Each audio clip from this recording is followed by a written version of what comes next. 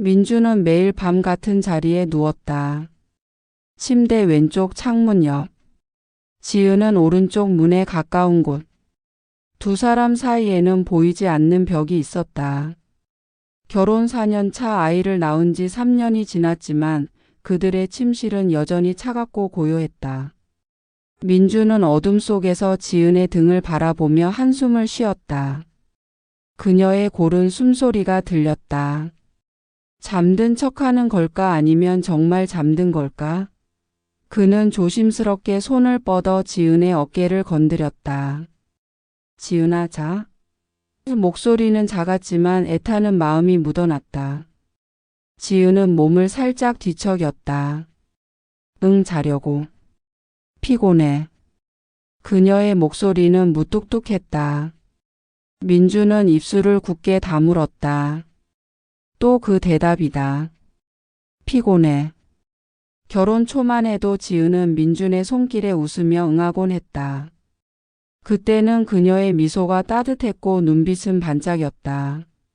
하지만 이제는 달랐다. 아이를 낳은 후 단 한 번도 그들은 부부로서의 친밀함을 나누지 않았다.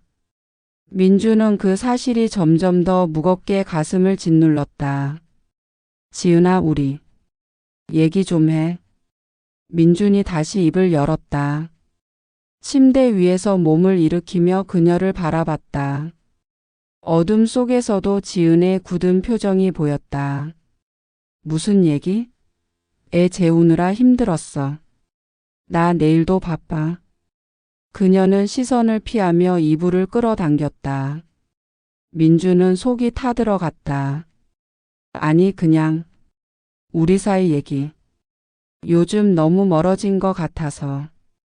그의 목소리는 떨렸다. 지은은 대답 대신 한숨을 쉬었다. 민준아, 나 진짜 피곤하다니까. 내일 얘기하자. 내일. 그 단어가 민준의 가슴에 비수처럼 꽂혔다. 내일은 오지 않았다. 지난 3년 동안 지은은 늘 내일을 약속했지만 그 약속은 지켜진 적이 없었다. 민준은 다시 침대에 누웠다. 천장을 바라보며 생각에 잠겼다. 왜 나를 피하는 거지? 지은은 여전히 아름다웠다. 출산 후 살짝 늘어난 뱃살과 허벅지는 오히려 그녀에게 더 부드러운 매력을 더했다. 민주는 그런 그녀를 더 사랑한다고 느꼈다. 하지만 지은의 눈빛은 달랐다. 차갑고 멀었다. 그녀는 민준을 볼 때마다 무언가를 숨기는 듯 했다. 다음 날 아침 민준은 회사로 향하며 지은의 행동을 곱씹었다. 지은은 아침에 일어나 아이 하준이를 챙기고 유치원에 데려다 줬다. 평소처럼 웃으며 하준이와 장난을 쳤고 민준에게는 회사 잘 다녀와라고 짧게 말했다. 겉보기엔 평범한 가정이었다. 하지만 민주는 그 평범함 속에 숨겨진 균열을 느꼈다. 지은은 아이와 있을 때는 밝았지만 민준과 단둘이 있을 때는 말을 아꼈다. 대화는 늘 하준이의 유치원 일정이나 집안일로 한정되었다. 스킨십은 더더욱 없었다. 민준이 손을 잡으려 하면 지은은 슬쩍 손을 빼며 애 깨겠다거나 지금 바빠라고 둘러댔다. 민주는 회사 책상에 앉아서도 집중할 수 없었다. 동료들이 점심시간에 농담을 주고받을 때도 그는 멍하니 창밖을 바라봤다. 지은이가 무슨 병이 있는 걸까? 호르몬 문제? 아니면 우울증? 그는 인터넷에서 아내가 스킨십을 거부해요라는 검색어를 쳐봤다. 수백 개의 글이 쏟아졌다. 출산 후 우울증일 가능성이 높아요. 피로가 쌓였을 수도 있죠. 혹시 외도? 그중 외도라는 단어가 민준의 머리를 강타했다. 설마. 지은이가? 아니야, 그럴 리 없어.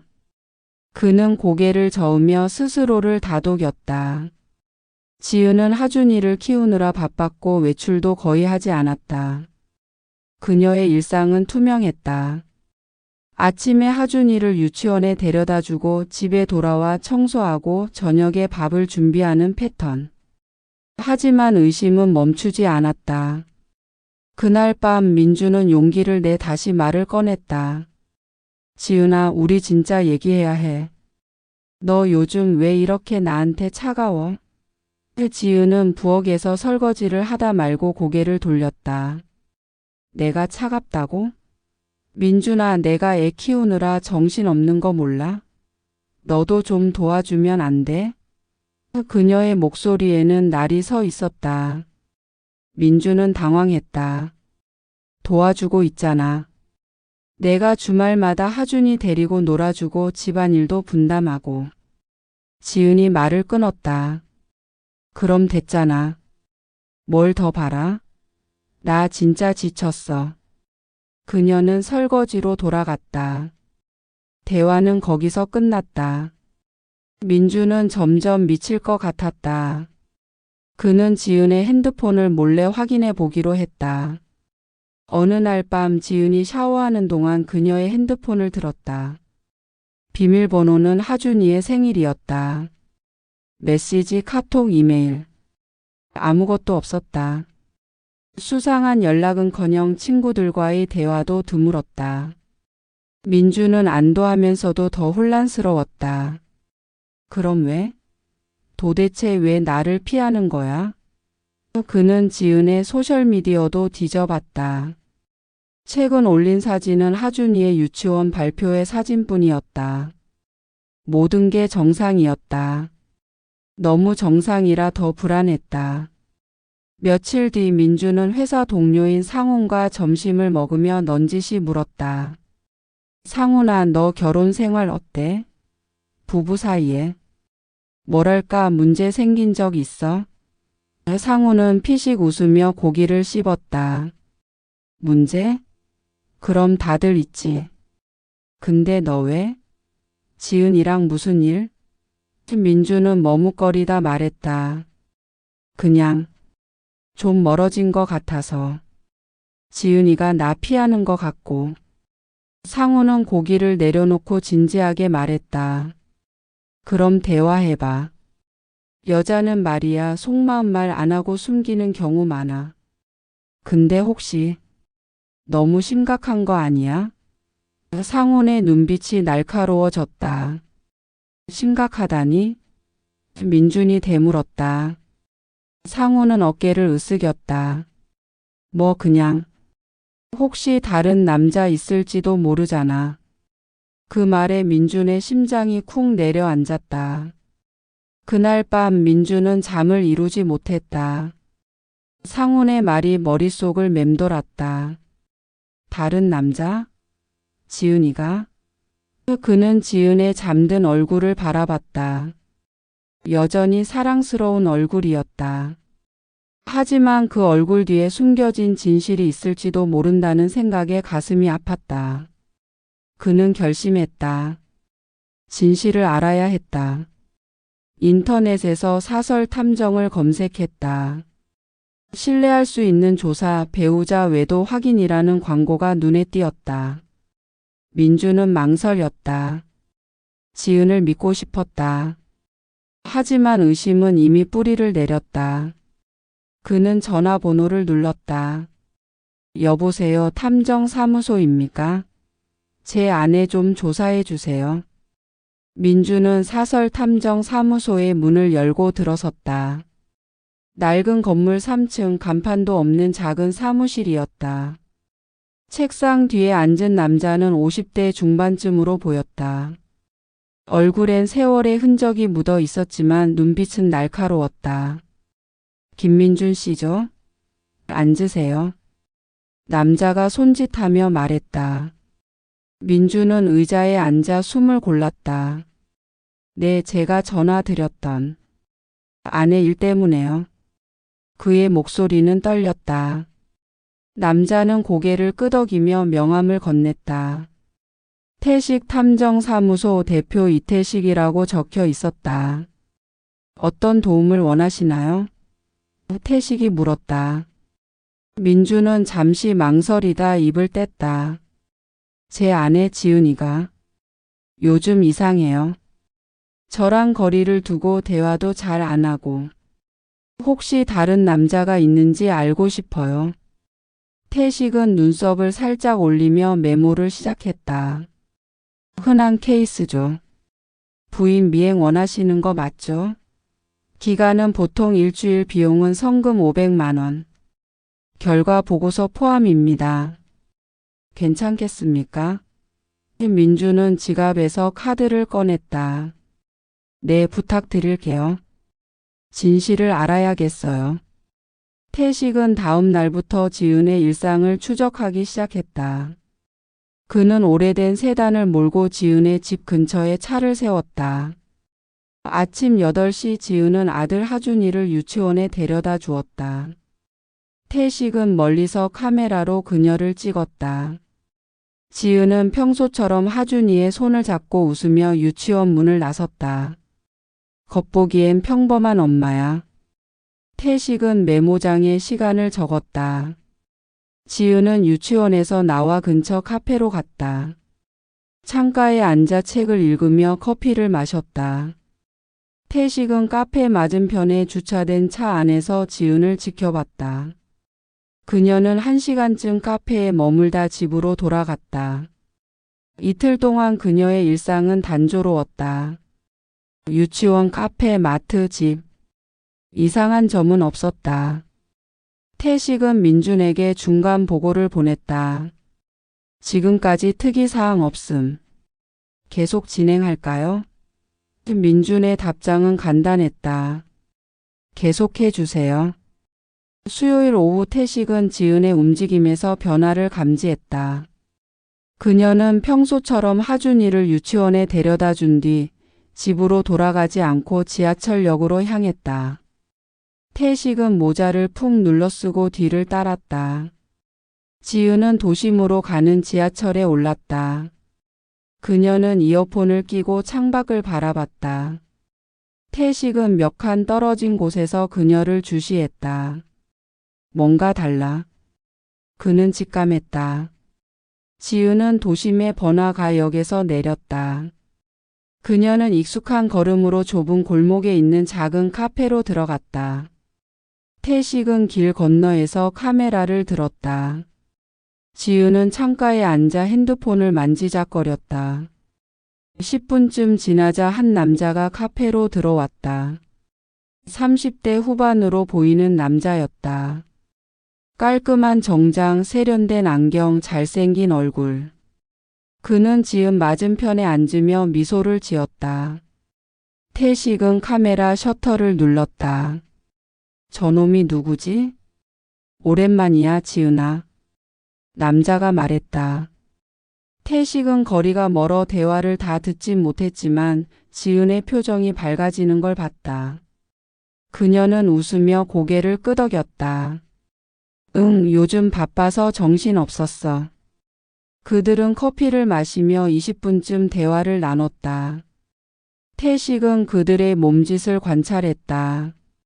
지은은 평소의 무뚝뚝한 모습과 달리 생기 있어 보였다. 남자는 그녀의 손을 살짝 건드리며 웃었다. 지은은 손을 빼지 않았다. 태식의 눈이 가늘어졌다. 이건 그냥 친구 사이는 아니야. 그들은 카페를 나와 택시를 탔다. 태식은 재빨리 자신의 차로 뛰어가 뒤를 쫓았다. 택시는 도심 외곽으로 향했다. 15분쯤 달리자 차는 한 모텔 앞에 멈췄다. 태식은 숨을 죽이며 카메라를 들었다. 지은과 남자는 택시에서 내려 손을 잡고 모텔로 들어갔다. 태식은 차 안에서 시간을 확인했다. 오후 2시 그는 모텔 입구를 찍고 차 안에서 대기했다. 약 2시간 뒤 지은과 남자가 나왔다. 남자는 택시를 잡아 먼저 떠났고 지은은 혼자 지하철역으로 걸어갔다. 태식은 그녀를 따라가지 않았다. 이미 충분한 증거를 확보했다. 그날 저녁 태식은 사무실에서 보고서를 작성했다. 지은과 남자가 카페에서 웃는 장면, 모텔로 들어가는 장면. 태식은 민준에게 전화를 걸었다. 김민준 씨, 자료 준비됐습니다. 내일 오전 10시에 사무실로 오시죠. 민준의 목소리는 굳어 있었다. 네, 알겠습니다. 다음 날 민준은 사무실에 도착했다. 태식은 보고서를 건넸다. 민준은 떨리는 손으로 종이를 넘겼다. 사진 속 지은의 미소는 낯설었다. 그가 아는 지은이 아니었다. 이 남자는 누구죠? 민준이 물었다. 태식은 고개를 저었다.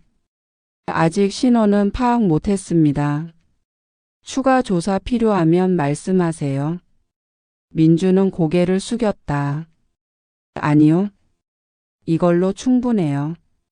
그의 목소리는 갈라졌다. 태식은 조용히 말했다. 이런 일 흔합니다. 너무 자책하지 마세요. 민준은 대답 없이 사무실을 나섰다.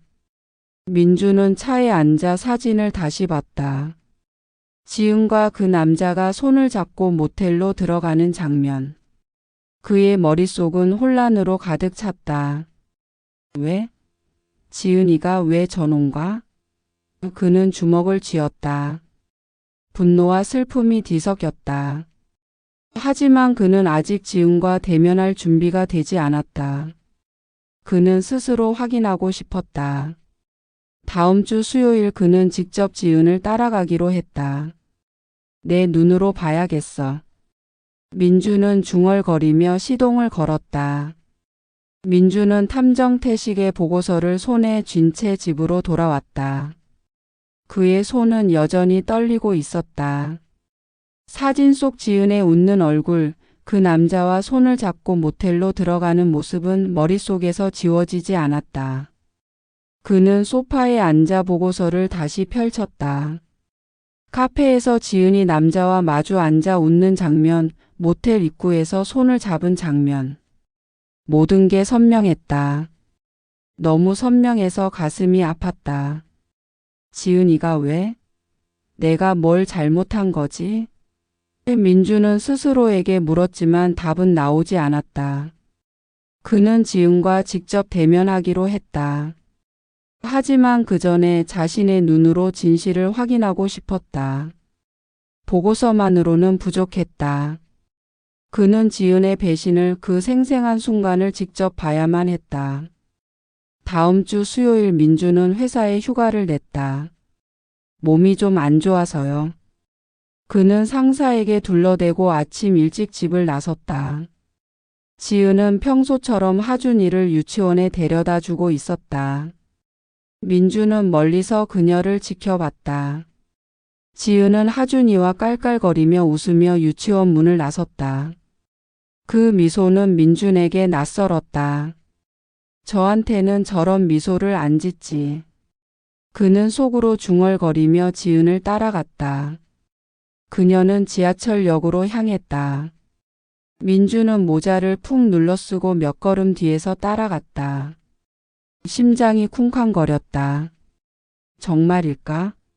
태식이 준 사진이 진짜일까? 지은은 도심의 번화가로 갔다. 태식의 보고서에 나온 그 카페였다. 민준은 길 건너편에 서서 유리창 너머로 지은을 봤다. 그녀는 창가에 앉아 핸드폰을 만지작거리고 있었다. 민준은 숨을 죽였다. 10분쯤 지나자 남자가 나타났다.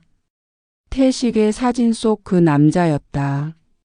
세련된 정장, 안경, 부드러운 미소. 민준의 손이 주먹으로 굳었다. 남자는 지은 맞은편에 앉으며 말했다. 지은아, 오늘 기분 좋아 보이네. 지은은 웃으며 고개를 끄덕였다. 너만 그렇게 말해줘, 재혁아. 민준은 그 이름을 들었다. 재혁. 그의 가슴이 쿵 내려앉았다. 재혁? 누구지? 지은이가 아는 사람 중에 재혁이란 이름은 없었는데. 민준은 카페 안으로 들어갈까 고민했지만 참았다. 대신 유리창 근처로 다가가 그들의 대화를 엿들었다. 요즘 좀 바빠서 정신 없었어. 그래도 오늘은 좀 여유로워. 지은의 목소리는 밝았다. 민준이 아는 지은의 무뚝뚝한 톤이 아니었다. 재혁이 웃으며 말했다. 그럼 다행이네. 우리 오늘 좀 더 오래 같이 있을까? 지은은 고개를 살짝 숙이며 미소를 지었다. 그러자. 민준은 그 미소를 보고 숨이 막혔다. 저건 사랑에 빠진 여자의 미소였다. 그가 결혼 초에 보았던 지은이 자신에게만 보여주던 그 표정이었다. 그들은 커피를 마시며 20분쯤 대화를 나눴다. 민준은 유리창 뒤에 숨어 그들을 지켜봤다. 재혁이 지은의 손을 살짝 잡았고 지은은 손을 빼지 않았다. 민준의 머릿속이 하얘졌다. 이게 뭐야? 저게 진짜야? 그는 주먹을 쥐고 이를 악물었다. 그들은 카페를 나와 택시를 탔다. 민준은 재빨리 근처에 세워둔 자신의 차로 달려갔다. 택시는 도심 외곽으로 향했다. 태식의 보고서에 나온 그 모텔이었다. 민준은 차를 멀리 세우고 그들을 지켜봤다. 지은과 재혁은 손을 잡고 모텔로 들어갔다. 민준은 차 안에서 숨을 몰아쉬었다. 가슴이 터질 것 같았다. 지은이가 저놈과 왜? 그는 모텔 앞에서 기다렸다. 2시간이 지나고 지은과 재혁이 나왔다. 재혁은 택시를 타고 떠났고 지은은 혼자 지하철역으로 걸어갔다. 민준은 그녀를 따라가지 않았다. 더 볼 필요 없었다. 그는 이미 모든 걸 봤다. 그의 아내가 다른 남자와 모텔에 들어가는 모습을, 웃으며 손을 잡는 모습을. 민준은 차 안에서 한참을 멍하니 앉아 있었다. 눈물이 뺨을 타고 흘렀다. 왜 나한테는 안 되고 저놈한테는 되는 거야? 그는 스스로에게 물었다. 하지만 대답은 없었다. 민준은 집으로 돌아왔다. 지은은 아직 돌아오지 않았다. 그는 소파에 앉아 태식의 보고서를 다시 꺼냈다. 사진 속 지은의 미소가 그의 눈을 찔렀다. 그는 사진을 구기려다 멈췄다. 대신 지은이 돌아오길 기다렸다. 저녁 6시 지은이 현관문을 열고 들어왔다. 하준이를 안고 웃으며 말했다. 아빠 왔어? 오늘 좀 일찍 왔네. 민준은 그녀를 바라봤다. 평소처럼 밝은 척하는 지은의 모습이 역겨웠다. 그는 숨을 깊게 들이쉬고 말했다. 지은아, 오늘 어디 갔어? 지은의 표정이 순간 굳었다. 응? 그냥 마트 갔다가 카페 갔어. 그녀는 하준이를 내려놓으며 부엌으로 향했다. 민준은 주머니에서 사진을 꺼냈다. 태식이 준 사진이었다. 그럼 이건 뭐야? 그의 목소리는 차가웠다. 지은이 고개를 돌렸다. 사진을 본 순간 그녀의 얼굴이 창백해졌다. 이게 어디서? 그녀는 말을 잇지 못했다. 민준은 사진을 탁자에 던졌다. 이 남자는 누구야? 왜 너랑 모텔에 갔어? 그의 목소리가 떨렸다. 지은은 고개를 숙였다. 민준아, 그게 뭐? 민준이 소리쳤다. 하준이가 놀라 거실로 달려왔다. 아빠 왜 소리쳐? 민준은 하준이를 안고 달랬다. 아빠가 좀 화났어. 하준이는 방해가 있어. 지은은 여전히 고개를 들지 못했다.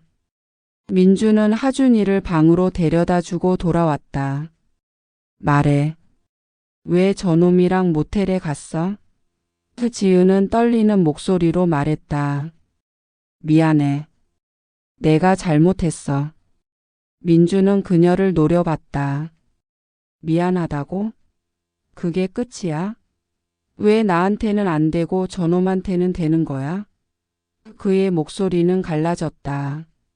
지은은 눈물을 흘리며 말했다. 민준아, 나도 몰랐어. 그냥 내가 너무 외로웠어. 민준은 그 말을 듣고 멍해졌다. 외로웠다고? 그는 지은을 사랑했다. 하준이를 키우느라 바쁜 그녀를 위해 주말마다 집안일을 도왔다. 그런데 외롭다니?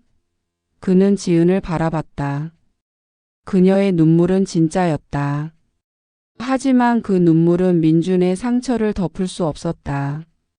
외로웠다고 다른 남자랑 잤어? 그의 목소리는 낮았지만 날카로웠다. 지은은 대답하지 못했다. 민준은 소파에 주저앉았다. 지은아, 우리 이제 어떡해? 그의 목소리는 절망으로 가득했다. 지은은 여전히 고개를 숙인 채 침묵했다. 거실은 숨막힐 듯한 침묵으로 가득했다. 민준과 지은은 서로를 마주 보고 앉아 있었다. 하준이는 방에서 잠든 지 오래였다. 민준의 손에는 태식의 보고서 사진이 쥐어져 있었다. 지은의 눈은 붉게 충혈되어 있었고 그녀의 손은 무릎 위에서 떨리고 있었다. 민준은 사진을 내려다보며 입을 열었다. 지은아, 말해. 도대체 왜 이렇게 된 거야? 그의 목소리는 차분했지만 그 안에는 분노와 절망이 얽혀 있었다. 지은은 고개를 들지 못했다. 그녀는 손으로 얼굴을 감싸며 낮은 소리로 말했다. 미안해, 민준아. 정말 미안해. 민준은 한숨을 내쉬었다. 미안하다고 해서 끝나는 거야? 내가 3년 동안, 아니 4년 동안 너 기다렸어. 매일 밤 너한테 다가가려고 했는데 너는 날 밀어냈지. 근데 그 남자, 그 재혁이란 놈한테는 왜 갔어? 그의 목소리가 점점 커졌다. 지은은 고개를 들어 민준을 바라봤다. 그녀의 눈에서 눈물이 흘렀다. 너 때문이야, 민준아. 민준의 눈썹이 치켜 올라갔다. 나 때문? 내가 뭘 잘못했는데? 그는 어이없다는 듯 웃었다. 지은은 떨리는 목소리로 말을 이어갔다. 하준이 낳고 나서 내 몸이 변했잖아. 뱃살, 흉터 다 망가졌어. 근데 너는 날 안 봤어. 날 피했어. 내가 날 안 건드리는 게 내가 매력 없다고 느껴졌기 때문인 줄 알았어. 민주는 그녀의 말을 끊었다. 피했다고? 내가 언제 너 피했어? 너 아프지 않을까봐 조심한 거야. 하준이 낳고 힘들어하는 것 같아서 너 부담 주기 싫었어. 그의 목소리는 갈라졌다. 지은은 고개를 저었다. 그게 아니야. 너는 날 안아주지 않았어. 예전처럼 날 예쁘다고 말해주지 않았어. 그냥 나를 여자로 안 보는 것 같았어. 그녀는 손으로 눈물을 닦았다. 민주는 멍한 표정으로 그녀를 바라봤다. 그럼 그래서 다른 남자랑 잤어? 그 재혁이란 놈이 너 예쁘다고 해줬나? 그의 말투는 날카로웠다. 지은은 고개를 숙였다. 재혁은 날 봐줬어. 날 여자로 대해줬어. 내가 다시 살아나는 느낌이었어. 민주는 소파에 몸을 기댔다. 그의 머릿속은 혼란으로 가득했다. 내가 지은이를 여자로 안 봤다니? 내가 피했다니? 그는 결혼 초를 떠올렸다. 지은이 하준이를 낳기 전 그들은 매일 밤 서로를 끌어안고 웃었다. 하지만 출산 후 민주는 지은이 힘들어할까 봐 조심스러웠다. 그녀가 피곤해 보일 때마다 그는 손길을 거두었다. 그게 잘못이었나? 그는 지은을 바라봤다. 지은아, 난 너 사랑해. 그래서 조심했던 거야. 근데 그게 너한테 상처가 됐다고? 그의 목소리는 낮고 떨렸다. 지은은 눈물을 흘리며 고개를 끄덕였다. 미안해. 나도 몰랐어. 그냥 외로웠어. 재혁은 우연히 만난 동창이었어. 어느 날 카페에서 다시 만났는데 얘기를 나누다 보니까 나를 다시 예쁘게 봐주는 사람이 있다는 게 좋았어. 민주는 이를 악물었다. 그래서 모텔에 갔어? 그게 외로움을 채우는 방법이야? 지은은 대답하지 못했다. 그녀는 손으로 얼굴을 가리고 흐느꼈다. 민주는 자리에서 일어났다. 그는 창가로 걸어가 밖을 내다봤다. 밤거리는 조용했고 가로등 불빛만이 깜빡였다. 지은아, 내가 너를 얼마나 사랑했는지 알아? 매일 밤 내 등만 보면서 잠들었어. 너한테 다가가고 싶었지만 내가 거절할까봐 무서웠어. 근데 너는 다른 남자 품에 갔어. 그의 목소리는 갈라졌다. 지은은 소파에서 일어나 민준에게 다가갔다. 민준아, 나 잘못했어. 제발 용서해줘. 그녀는 그의 팔을 잡으려 했지만 민준은 몸을 돌렸다. 용서? 지금 나한테 용서를 바라는 거야? 민준은 지은을 노려봤다. 그의 눈에도 눈물이 고였다. 너는 나한테 단 한 번도 기회를 안 줬어. 3년 동안 단 한 번도. 근데 그 남자한테는 그렇게 쉽게 갔어. 지은은 울며 말했다. 나도 몰랐어, 민준아. 내가 이렇게 될 줄 몰랐다고.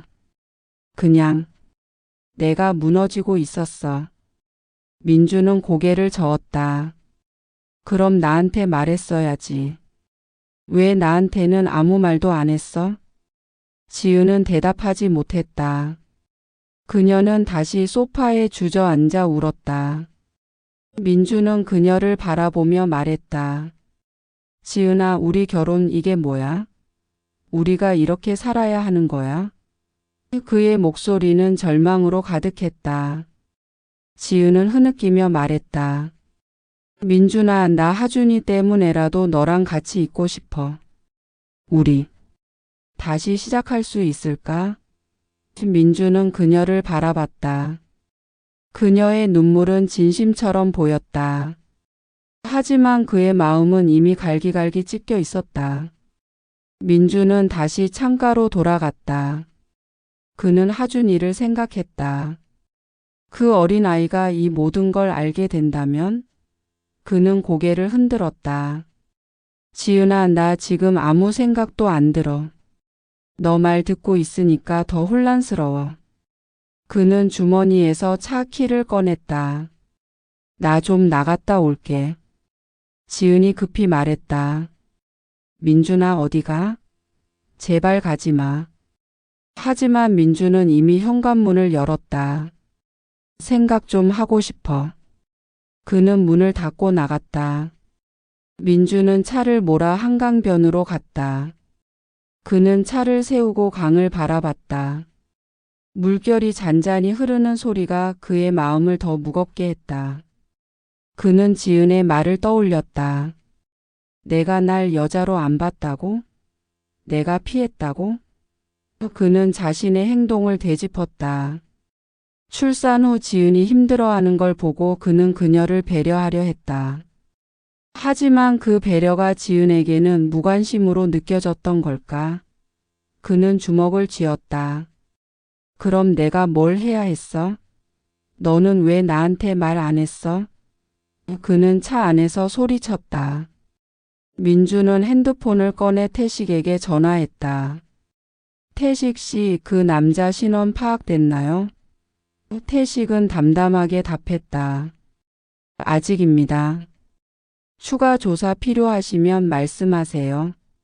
민주는 잠시 생각하다 말했다. 아니요, 됐어요. 그냥 이걸로 끝내겠습니다.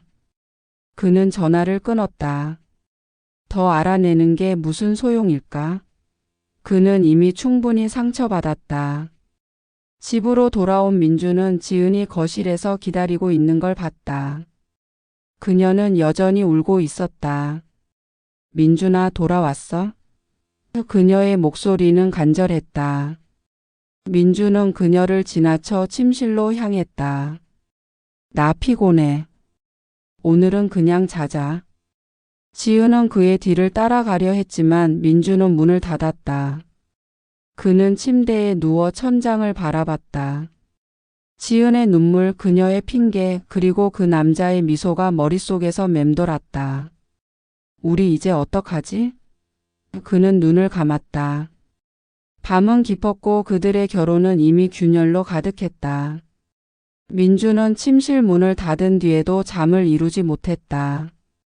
지은의 눈물, 그녀의 변명, 그리고 그 남자 재혁의 이름이 그의 머릿속을 맴돌았다. 지은이 말한 외로움, 자신을 여자로 보지 않았다는 그녀의 고백은 민준에게 납득되지 않았다. 그는 지은을 사랑했고 그녀가 힘들까봐 조심했던 것뿐이었다. 하지만 지은은 그 조심을 무관심으로 받아들였고 결국 다른 남자의 품으로 갔다. 민주는 이를 악물었다. 이해할 수 없어. 왜 나한테 말하지 않았지? 왜 다른 남자를 선택한 거야? 그의 가슴은 배신감과 분노로 가득 찼다. 며칠 동안 민주는 지은과 거의 말을 섞지 않았다. 아침이면 하준이를 챙기고 회사에 갔다가 돌아와 밥을 먹고 침대에 누웠다. 지은은 몇 번이나 말을 걸어보려 했지만 민준의 차가운 반응에 입을 다물었다. 민준아, 우리 얘기 좀 해. 지은이 어느 날 저녁 조심스럽게 말했다. 민주는 TV를 보며 대답했다. 할 말 없어. 지은은 눈물을 글썽이며 말했다. 제발 민준아. 나 잘못했어. 우리 하준이 위해서라도. 민주는 고개를 돌렸다. 하준이? 하준이 생각했으면 애 아빠 배신할 생각부터 안 했어야지. 그의 말은 날카로웠다. 지은은 더 이상 말을 잇지 못하고 방으로 들어갔다. 민주는 결심했다. 이 결혼을 이어갈 수 없었다. 그는 변호사를 찾아갔다. 40대 초반의 침착한 변호사 최 변호사는 민준의 이야기를 듣고 고개를 끄덕였다. 외도 증거가 확실하니 이혼 소송에서 유리할 겁니다. 그리고 상간남 소송도 가능해요. 그 남자가 누구죠? 민주는 태식의 보고서를 건넸다. 재혁이라는 남자예요. 신원은 아직 모르고요. 최 변호사는 사진과 보고서를 훑어보며 말했다. 탐정 자료가 잘 정리됐네요. 상간남 신원 파악은 제가 맡겠습니다. 위자료 청구도 포함할까요? 민주는 망설이지 않았다. 네, 다 청구해 주세요. 소송 준비는 빠르게 진행됐다. 태식에게 추가 조사를 의뢰해 재혁의 신원을 알아냈다. 그는 지은의 고등학교 동창으로 현재 중소기업 팀장으로 일하는 남자였다. 민주는 재혁의 얼굴을 떠올리며 주먹을 쥐었다. 저놈이 내 가정을 망쳤어. 최 변호사는 이혼 소송과 함께 재혁을 상대로 한 상간남 소송을 제기했다. 증거는 명확했다. 탐정의 사진, 모텔 출입 기록, 지은과 재혁의 카페 대화 기록까지. 민주는 법정에서 지은과 마주하고 싶지 않았지만 그녀의 배신을 용서할 수 없었다. 법정에서 지은은 창백한 얼굴로 앉아 있었다. 그녀는 변호사를 통해 외도는 인정하지만 결혼 생활의 문제를 간과할 수 없다고 주장했다. 지은의 변호사는 민준이 지은의 정서적 필요를 무시했다고 반박했지만 판사는 외도 증거를 더 무겁게 받아들였다. 재혁도 법정에 섰다. 그는 민준을 피해 눈을 내리깔며 지은과는 단순히 친구로 만난 것이라고 주장했지만 모텔 기록 앞에서 변명은 힘을 잃었다. 민준은 재혁을 바라보며 말했다. 당신 때문에 내 가정이 무너졌어. 친구? 그게 친구가 하는 짓이야? 재혁은 대답하지 못했다. 몇 달 뒤 판결이 나왔다. 민주는 이혼 소송과 상간남 소송 모두에서 승소했다.